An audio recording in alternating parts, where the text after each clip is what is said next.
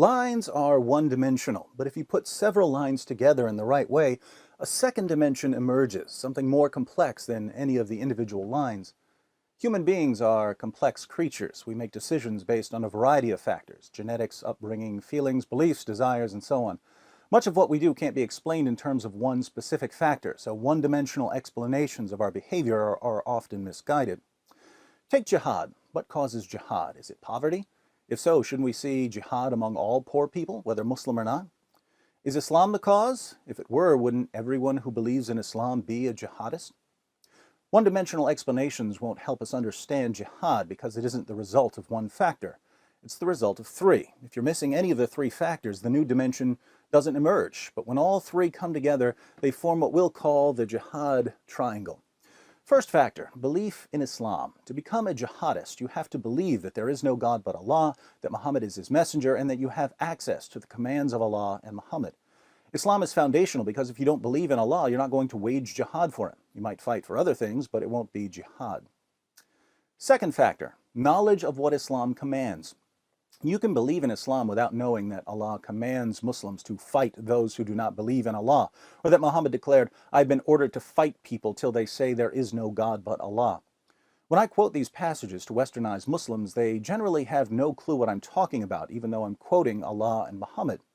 But the jihadist is familiar with these kinds of passages, so jihadists aren't merely Muslims. They're Muslims who know that they've been commanded to violently subjugate unbelievers.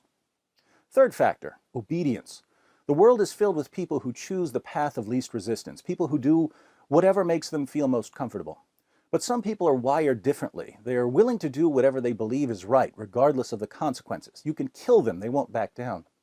This character trait, when combined with certain noble values, gives rise to heroes, men and women who will lay down their lives to help others. But when it's combined with belief in Islam and knowledge of Allah's commands, it results in obedience and a willingness to fight the unbelievers and the hypocrites and be unyielding to them. So belief in Islam by itself doesn't produce jihad. Knowledge of what Islam teaches by itself doesn't produce jihad. Obedience by itself doesn't produce jihad. Any two of these factors combined without the third won't produce jihad. You can believe in Islam and be thoroughly willing to obey Allah as long as you don't know that He commands you to wage jihad. You can believe in Islam and know that Allah commands you to wage jihad, as long as obeying Allah isn't a priority.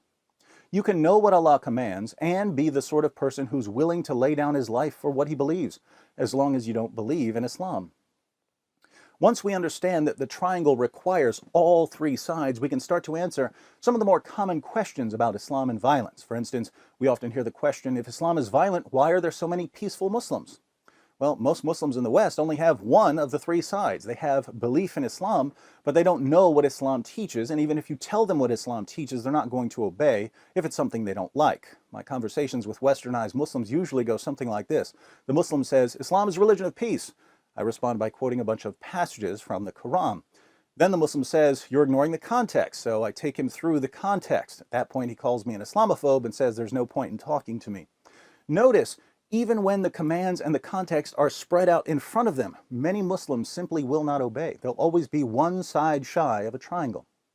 Another common confusion surrounds the issue of radicalization. How many times have we heard, "He was such a polite boy growing up. We don't understand how he ended up with a group like ISIS." It's actually pretty straightforward. You see, either he was raised with one of the three sides, belief in Islam, or he acquired the belief side through conversion. Either way, having the belief side opens the door for the recruiter to start working on the other two sides. You think Allah wants you to live in peace with unbelievers? You got that idea from the unbelievers, not from Allah. Let me show you what Islam really teaches. With the second side firmly in place, the recruiter then shifts his attention to obedience. You think you get to pick and choose which of Allah's commands you obey, as if our religion is some sort of lunch buffet? Allah demands complete submission, and if you don't obey, you're not a real Muslim. You're going to hell. There are plenty of young Muslims out there who will resist the recruiter. Nothing will convince them to obey. But some will pack their bags and book the next flight to Turkey, one way. Now, is it just me, or is this really, really simple? What if we discussed that a 5-year-old couldn't understand? And if a 5-year-old can get this, why are politicians and the media so confused by jihad? As it turns out, there's another shape at work among politicians and the media. I call it the octagon of spinelessness. But I think we've discussed enough geometry for one day.